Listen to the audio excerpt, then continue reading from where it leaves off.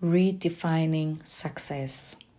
Selling products, advertising products, sitting in a pitch product meeting to give my overall view on the product to the international market.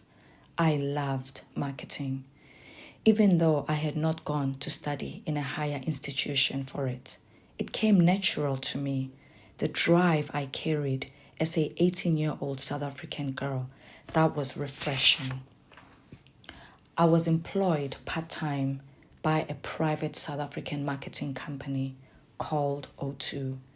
It worked with international companies that wanted to bring their product market to South Africa.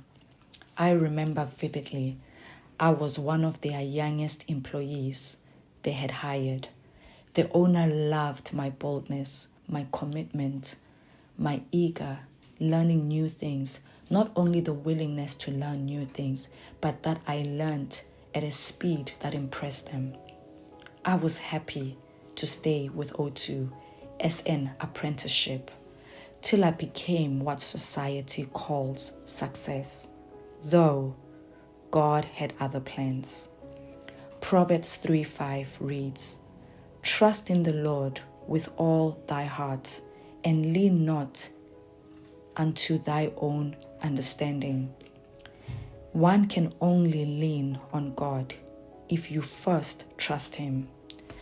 Fast forward, I later left the marketing job and moved to the UK as an 18-year-old girl. I was only meant to be in the UK for 2 years. The visa I was on, it was 1 year working and the next year to travel. It didn't go as I had planned. I later moved on to a student visa to study dental nursing. Why dental nursing? I don't know. To prove I didn't, I dropped out of the course. Then I jumped into Chartered Institute of Marketing with CIM. Because marketing was always in my heart, so going into Chartered Institute of Marketing with CIM only made sense at this point. My first year, I did well. During the course of my second year, I struggled, meaning I really struggled. I was forced to stop. Clearly by now, I was failing at success. While studying, I had to work full-time as a nursing assistant. Overtime to be able to pay for my bills and tuition fees, not forgetting my yearly immigration fees too. It was in this season I met my husband. I was still left with 1 year to remain in the UK on my student visa. I wasn't looking for a husband in this season. My focus was far from marriage in this season. Jeremiah 29:11 says, "For I know the plans I have for you, declares the Lord, plans to prosper you and not to harm you, plans to give you hope and a future." God knew I felt like a failure, trying to figure out life all by myself when I met my husband. I believed I had a plan though. The plan was to move back to South Africa and to start all over again. I was young, beautiful, vibrant. This was only a small setback, I thought. We didn't date for long. Within 6 months knowing him, he told me I was his wife. I laughed, like Sarah laughed, when she was told she would bear a promised child for Abraham. The young man meant it though. Within a year from meeting my husband, which he was a boyfriend then, we were Mr. and Mrs. The first 2 years in our marriage, I continued to work as a nursing assistant, bringing my contribution to the marriage. I was independent, as the world calls it, not relying solely to a man. I was happy with the setup we had. My husband worked as a mental health nurse. We were managing 2 We were managing a dual income household. Our first child came after suffering 3 miscarriages in 1 year. We trusted God and God delivered. 2 years down the line, God blessed us with our second baby. Life, the future was looking hopeful at this stage. I still kept my job, bringing something to the table, till God spoke. God was calling me to be a homemaker, to homeschool our 2 adorable children He had blessed us with. I told God, I can't. That was not my plan. Moreover, I wasn't a teacher by profession. During the course of this period, I was planning on going back to uni to finish my studies.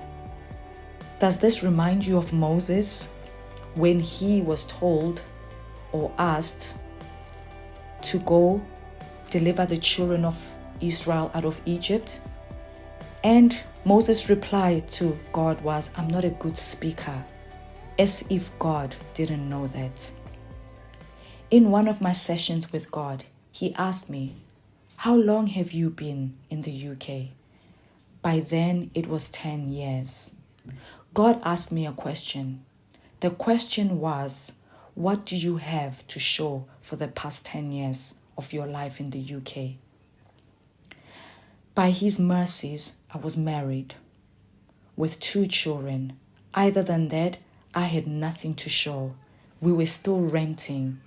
Getting on the property ladder was proving to be difficult. God said to me, give me your next 10 years and I will change it for you. Homeschool your children and be a homemaker. A homemaker? Homeschool? God, what are you on about? But though in my heart, I knew God was too faithful to fail me, so I signed the spiritual contract God was proposing to me. That was 2014 January when we started homeschooling our children. God later blessed us with 2 more children that I had no plan or desire for.